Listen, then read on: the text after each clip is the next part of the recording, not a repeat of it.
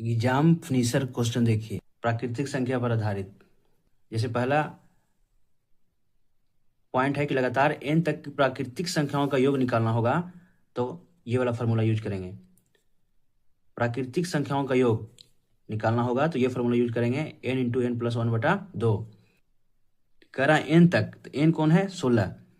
16 into 16 एक 17, 17/2, 2 8 16, 17 8 136 answer हो जाएगा। दूसरा पॉइंट कह रहा है लगातार n तक की प्राकृतिक संख्याओं के वर्गों का योग। प्राकृतिक संख्या उसमें भी वर्गों का योग पूछ रहा है। वर्गों का योग पूछे तो n into n plus 1 2n+1/6 हो जाएगा।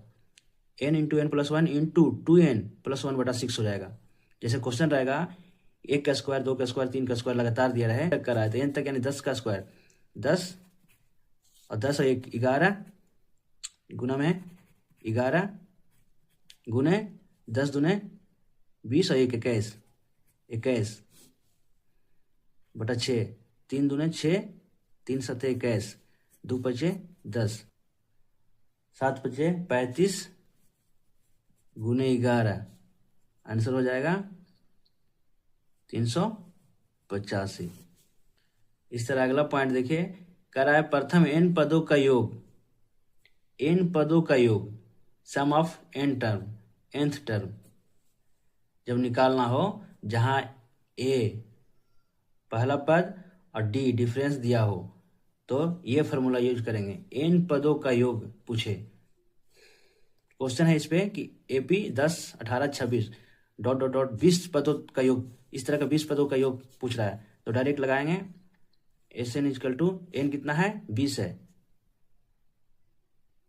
20/2, 2a 2, ये कितना है? 10, यानी 10 दूना 20 प्लस 20वां n पूछ रहा है 20 -1, n की जगह 20 है -1, d कितना डिफरेंस है? इंटू 8 का डिफरेंस है।